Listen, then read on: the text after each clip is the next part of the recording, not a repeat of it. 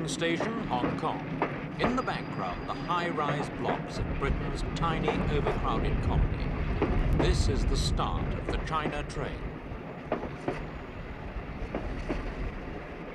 It's only very recently that foreigners have been allowed into communist China in any numbers. But now the doors are open. 20 miles out of Kowloon, the Union Jack is joined by a red flag, and it's all change in more ways than one, for this is where Hong Kong ends and China begins.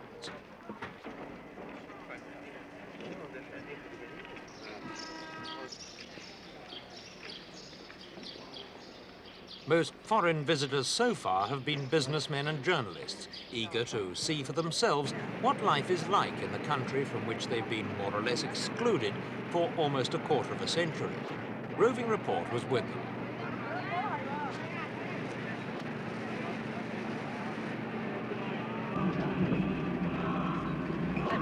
Apart from the stirring patriotic music, Chinese trains are similar to any other well-run national railway.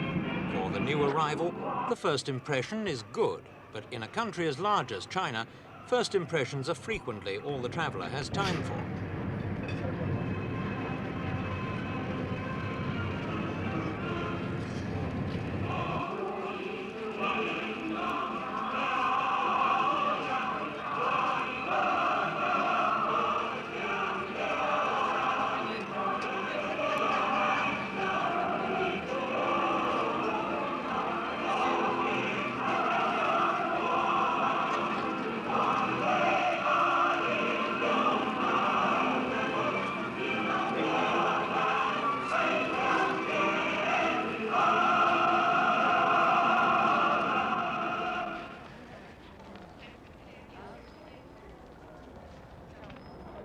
What's immediately obvious is that after all the upheavals of recent years, order has returned to China.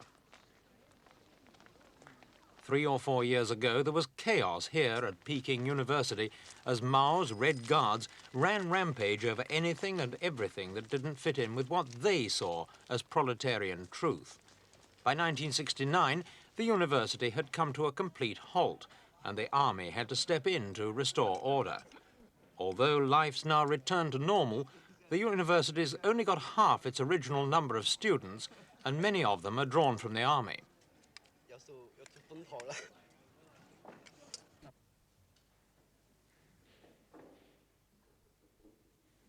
Discipline's stricter now, and there's no more talk of doing away with examinations, as the Red Guards had tried to do during the Cultural Revolution.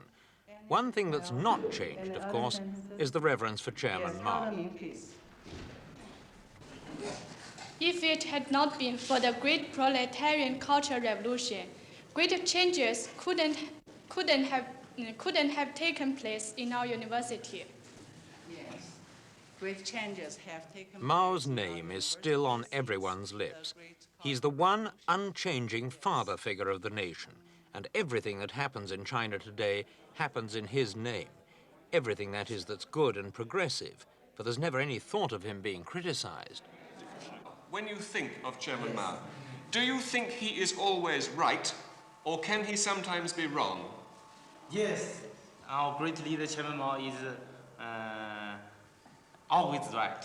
Is it dangerous for you sometimes to say Chairman Mao is wrong on this issue or that issue? Do you understand? This question we never thought of. Quite difficult. Yes. The traveller in China soon learns that appearances can be deceptive.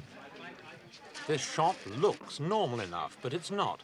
The truth lies quite literally under the surface, for these very ordinary-looking tiles conceal an electrically operated trapdoor to an underground shelter. Mr. Chung, the local official in charge, showed us where the buttons were which operated the door, but said he couldn't show us any more with the camera running. Although we couldn't film the tunnel, we did see it, running right along the middle of the street where these people are walking, 24 feet below ground. It's fed by a labyrinth of smaller tunnels from the other shops in the street. It's all part of a vast underground network that's supposed to protect Peking's 4 million inhabitants in an emergency. Who is the likely attacker of China, likely to cause you to go down in those tunnels? 他这个谁呢？是那个最可能的这个引起呢我们的上这个坑道里跑的人，就是我们主要敌人是谁呢？就是帝国主义和社会帝国主义，他们谁侵略我们，谁就是我们最危险的敌人。Well, the imperialism and the social imperialism, and those who like to, those who would invade us, and that is our dangerous enemy.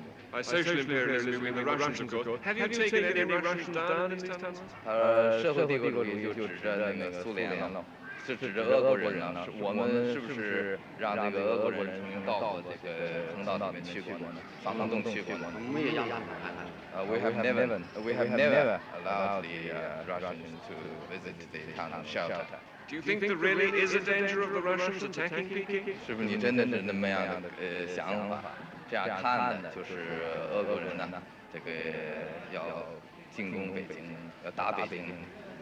中国人民和这个苏联人民都是友好的。Well, the Chinese people and the Soviet people are friends.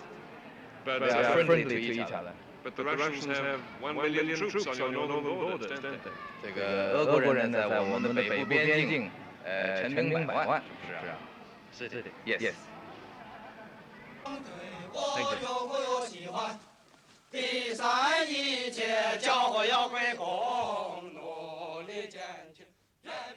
Communist China's army is 3 million men strong, the third largest fighting force in the world. 10,000 of them are in this infantry division stationed in a permanent camp 80 miles from Peking.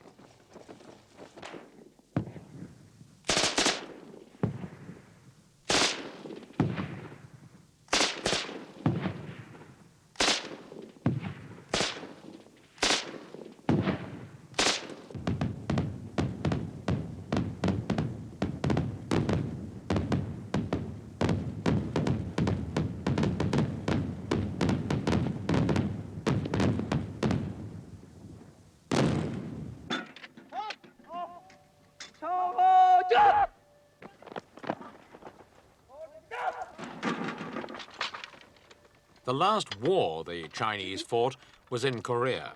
Since then, there have been border skirmishes with the Russians, and there's no doubt that China's fear of Russia has been a prime factor in its new friendliness towards the United States and the Western nations generally.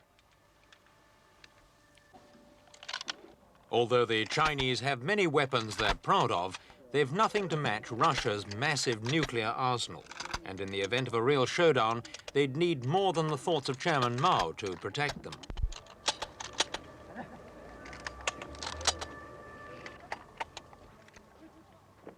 In a conventional war, of course, the Chinese would have the advantage of having far more men in reserve than any conceivable group of opponents.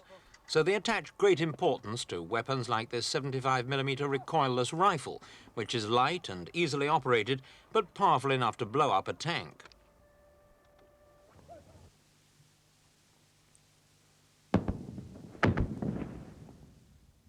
At the moment, the army is still locked in a struggle with the Communist Party over control of China. Last year, the army's leader, Lin Piao, died in an air crash, apparently as he was attempting to flee the country. But the army still has enormous influence in political matters, and it will probably continue to do so for as long as the external threat exists.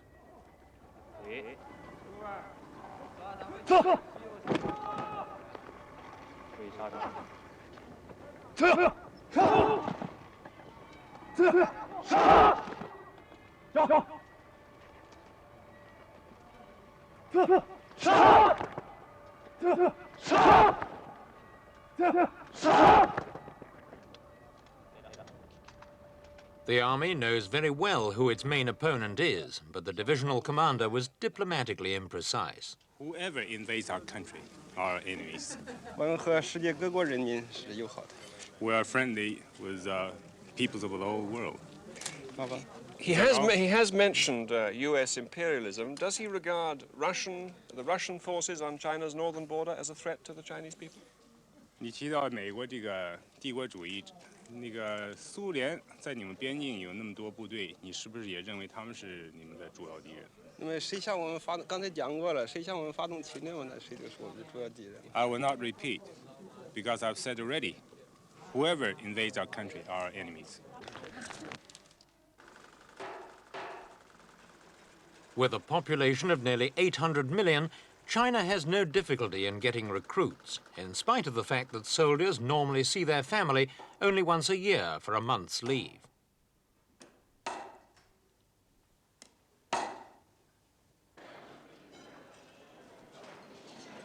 Pay is low, equivalent to about £1 sterling per month, but virtually everything they need is provided free.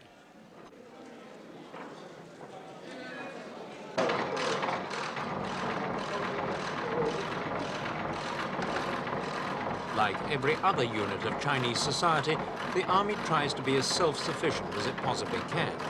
This is a part of a small pharmaceutical industry run by the army and staffed by the few wives and daughters of the troops who are resident in the camp. Although a lot of the machinery is homemade, the factory is successful enough to provide not only for the army's needs, but also for the local population.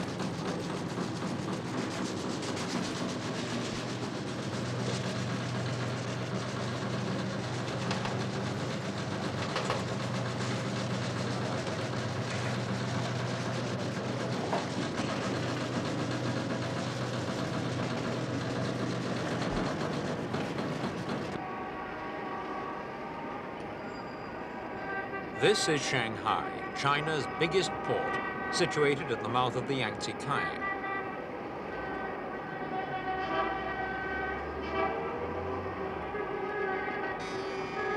When the People's Liberation Army took over the country 23 years ago, Shanghai was the last city to sever contact with the West. If China ever becomes one of the world's major international trading nations, it's almost certain Shanghai will be the major outlet.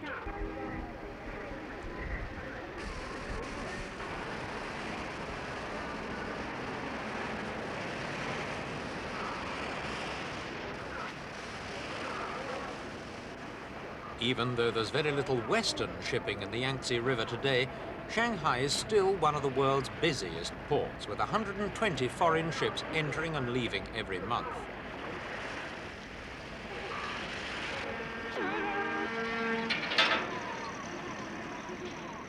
Trade between China and the West will probably increase significantly in the near future, especially after the visits earlier this year by American, Japanese and British leaders.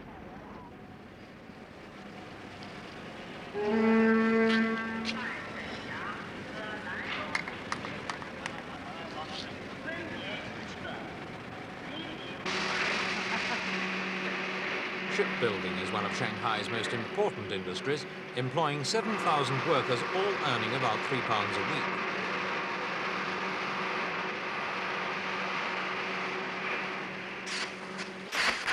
Wages in China are decided by three things: the length of a man's service, the quality of his work, and what's called his political record, which means he must have a good knowledge of the thoughts of Chairman Mao and the right attitude to the job. There are over 1,000 women employed in this shipyard. They're not only paid the same as the men when they do the same job, but also serve on the Revolutionary Committee which runs the yard. We asked Mrs. Cheng if her workers ever asked for a rise. 有没有工人啊提出来要增加工资的？我们这里现在没有这个情况，因为我们这里的工资啊是以这个国家的计划，按照国家的计划这个来增加的。We have never come across such a case before, because all our wages have been set by the state, and everybody gets the wage according to his work. Supposing somebody doesn't... Most of the shipyard workers say they spend about half of their wages on food and clothing, and only a tenth on rent. The health service is free, and education costs £1 a year for each child.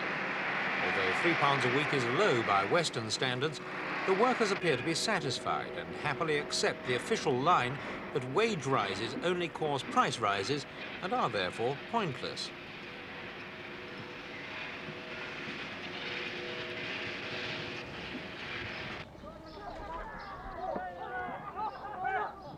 This river canal runs for 100 miles through Tientsin province and is Peking's main trading link with the sea. For the past 12 months, the local peasants have been engaged in an ambitious program of widening and straightening it, providing a dramatic illustration of China's greatest asset, its vast workforce.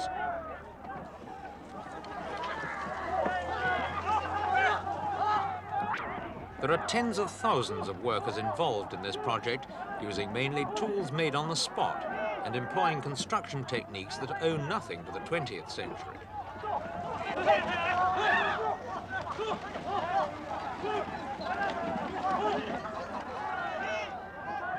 These men are working for no pay, just food and clothing and the comfort of knowing their homes will be safe from flooding.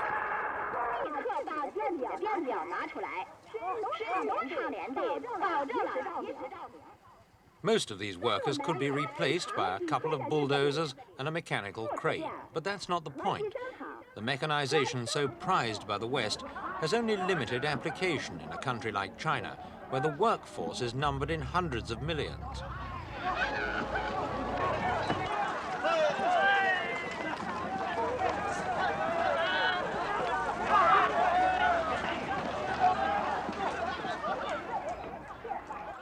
Few countries would consider there are any lessons to be learned here, but in other fields, China certainly does have something to teach the world. Here at Shanghai's No. 6 hospital, doctors have recorded some remarkable achievements in surgery. During the past 9 years, they've successfully rejoined severed limbs in 8 out of 10 cases, even when the limbs have been separated for several hours. In one case, a man was without his hand for 36 hours. The hand was kept on ice while it was rushed to hospital, and now the patient is able to move his fingers. This woman worker is called Wang Lijuan, and her hand was cut off on August 8th this year because of callousness during the work. This picture shows the condition at the time.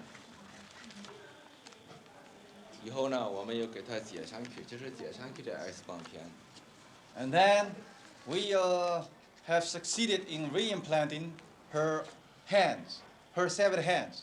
And this picture shows the condition after the reimplantation.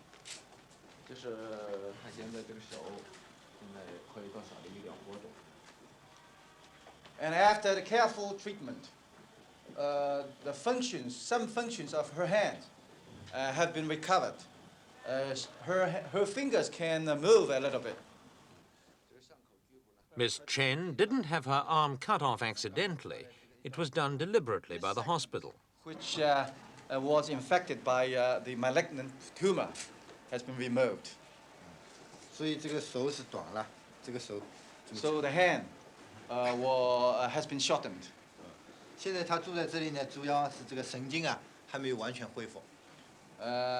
But the functions of the nerves have not been completely recovered.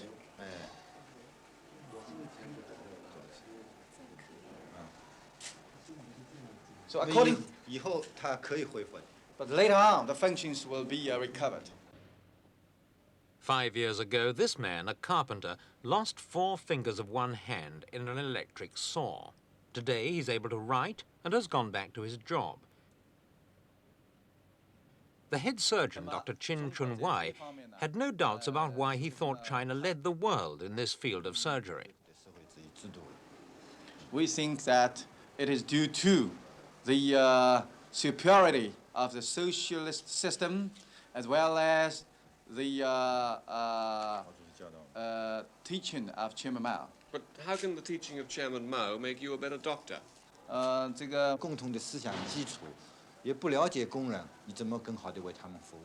Without the nurture of Mao Zedong's thought, we the medical workers would not go to the countryside and the factories to work together with the workers and peasants, so that we can have a better understanding towards them, and that will enable us to think of that we should serve better for the working people. Don't you think that we in the West can do the same thing if we try? We think that you can have a try.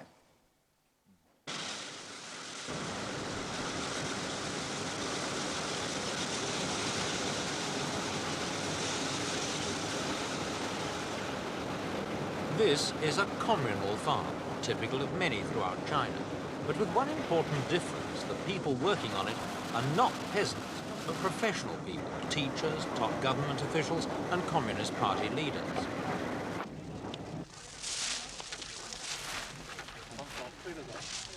The farm is, in fact, a kind of school, promoting Chairman Mao's fundamental concept of the state, which demands that the people at the top keep in constant touch with the people at the bottom. Since the school opened 4 years ago, 5,000 officials have learned about peasant labour the hard way.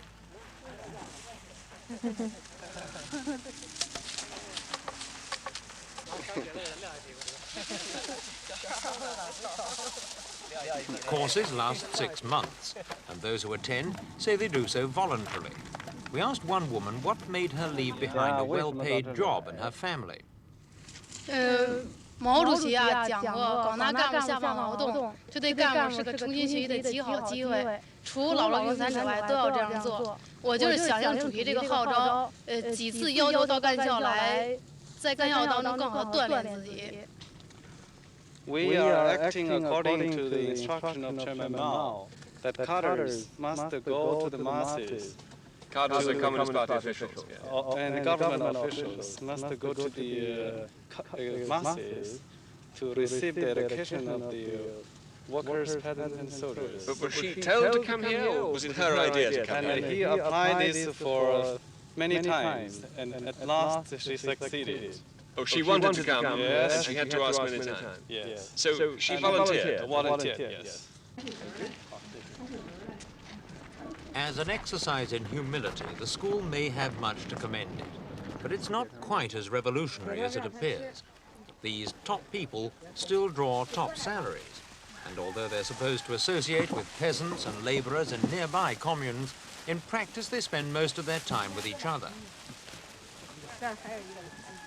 But the hardships are real enough, and it's a tribute to the kind of society Chairman Mao has created that top administrators are happy to live the life of a labourer, even for a short time. And even after a hard day's work, they've still got the energy and enthusiasm to create their own entertainment.